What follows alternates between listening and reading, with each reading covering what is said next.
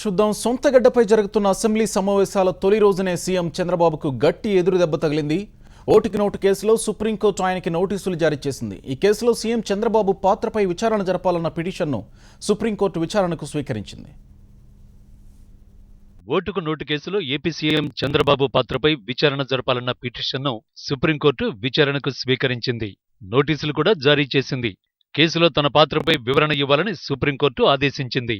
CM చంద్రబాబును prosecute చేయాలా వద్దా అనే అంశంపై పూర్తిస్థాయి వాదనలు వింటామని ధర్మాసనం తెలిపింది. ఓటుకు నోటిచ్చి కొన్నా అది అవినీతి క్రిందకు రాదని హైకోర్టు వారి తీర్పును దురదృష్టకరంగా భావించి మేము ఈరోజు సుప్రీంకోర్టు దృష్టికి తీసుకొచ్చాం.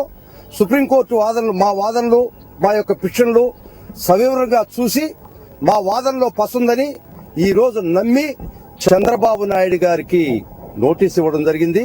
ఓటుకు నోటు కేసులో చంద్రబాబుకు సుప్రీంకోర్టు నోటీసులు ఇవ్వడం స్వాగతిస్తున్నామని వైసీపీ ఎమ్మెల్యే ఆళ్ల రామకృష్ణారెడ్డి అన్నారు. కేసును సుప్రీంకోర్టు విచారణకు స్వీకరించడం శుభపరిణామమన్న ఆయన సెక్షన్ 39, 190 సిఆర్పిసి ప్రకారం చంద్రబాబు నాయుడు తప్పించుకోలేరని స్పష్టం చేశారు. లోకల్ స్టాండ్ అనేది క్రిమినల్ లాలోనే లేదన్నారు. చంద్రబాబు నాయుడుకు చిత్తశుద్ధి ఉంటే నిష్పక్షపాతంగా విచారణకు సహకరించాలన్నారు.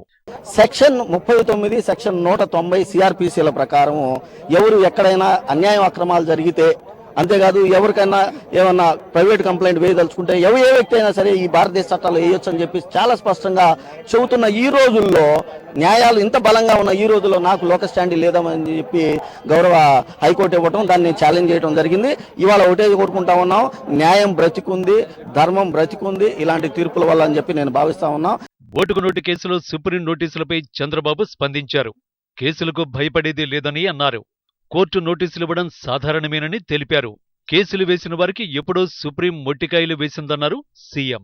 తనపై 26 కేసులు వేశారని, ఇలాంటి వాటిని పట్టించుకోవాల్సిన అవసరం లేదన్నారు. ఉంటాయి కదమ్మా, ఇప్పుడు కొత్త ఉంది, చాలా సార్లు ఇచ్చారు కదా.